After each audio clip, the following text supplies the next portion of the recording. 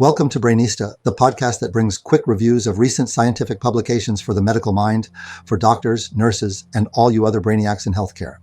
I'm your host, Adrian, always eager to pick apart the latest studies. And I'm Anna, here to keep us grounded in the science. Today, we're tackling a tricky topic, medium and smaller arteries ischemic strokes.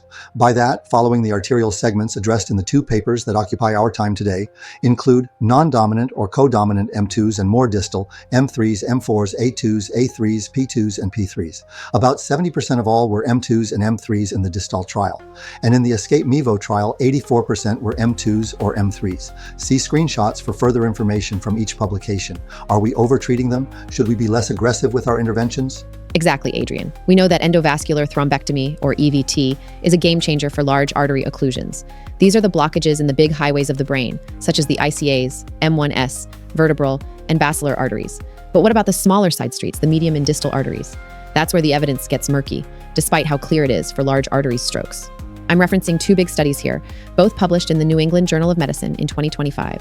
One by Dr. Goyle and team called the ESCAPE-MEVO trial, with patients enrolled within 12 hours from last known well, and the other by Dr. Psychogios and colleagues called the distal trial, that enrolled patients within 24 hours from last known well. We will call them the Goyle NEJM 2025 and Psychogios NEJM 2025 papers. And don't worry, folks, the links to these studies are in the description. Let's start with a distal trial led by Dr. Psychogios, published in the NEJM. This was a randomized controlled trial looking at EVT versus best medical treatment for isolated medium or distal arteries occlusions. This trial enrolled patients with NIHSS of 4 or greater. The median NIHSS of those enrolled was 6. Also, about 20% had a modified Rankin score greater than 2 at enrollment. The significant news? The trial found no benefit from adding EVT. Zip zero, zilch. Now, fast forward to the ESCAPE-MEVO trial, again in the NEJM, led by Dr. Goyle. Similar questions. Here, they enrolled patients with NIHSS greater than 5, or judged to be disabling strokes if 3, 4, or 5. The median NIHSS were 7 to 8. Of note, they did not seem to have used the modified Rankin score for selection at enrollment. The result? Still, no significant benefit from EVT versus medical treatment alone. It's like trying to force two magnets together that just don't want to connect, despite all our efforts to get them to. Okay, Anna, so two well-designed trials, same negative result. Why didn't EVT work in these smaller vessel occlusions? Did someone forget to plug in the device correctly? Well, Adrian, it's not as simple as a power cord. Several factors could be at play. First, both trials saw more adverse events, like symptomatic intracranial hemorrhage in the EVT groups. Maybe the procedure itself, with all its bells and whistles, is causing more harm than good in these smaller vessels. So, we're accidentally poking the bear too much?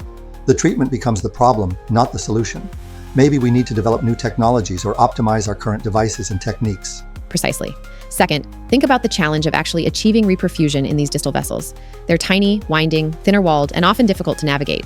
The trials showed that successful reperfusion wasn't always achieved, and that could definitely impact the overall outcome. Right, it's like trying to unclog a drain with a toothpick. Not exactly the most efficient method.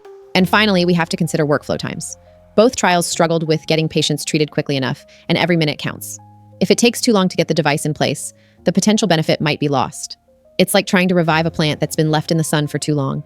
Sometimes the damage is simply irreversible. Okay, so what does all this mean for our listeners in practice? Let's boil it down to 3 clinically actionable points. First, routine EVT for medium and distal artery occlusions. Hold your horses. The current evidence simply doesn't support it. So no jumping the gun with fancy procedures where they're not proven to help. Got it. What's the second key takeaway? Second, be mindful that there may be increased adverse events with EVT, so always be extra cautious when considering intervention. So weigh the risks and benefits carefully before proceeding. What's the final actionable pearl, Anna? Number 3, instead of chasing the next big thing, let's really focus on optimizing the stroke treatment protocols we already have. Every minute saved, every accurate diagnosis, every well-managed patient. Those are the things that truly move the needle. All right, Anna, so we know EVT may not be the magic bullet we hoped for in these smaller vessel occlusions. Time for a slogan to help this stick. I'm thinking, medium and small arteries, big doubts, reassess before thrombout. Laughing. I love it, Adrian. Catchy and to the point. Medium and small arteries, big doubts, reassess before thrombout. I can see that on a t-shirt. Now, a final call to action for our listeners. Don't just shrug your shoulders and move on. Instead, let's take these findings as a challenge. Let's focus on optimizing our existing stroke treatment protocols, individualizing patient care, and really nailing the fundamentals. Exactly. It's about delivering the best possible care to each and every patient based on solid evidence and sound clinical judgment. Okay, so to summarize, 2 recent NEJM trials, Distol and Escape-MeVo, showed that endovascular treatment didn't result in better outcomes than standard medical care for patients with medium or distal arteries occlusions.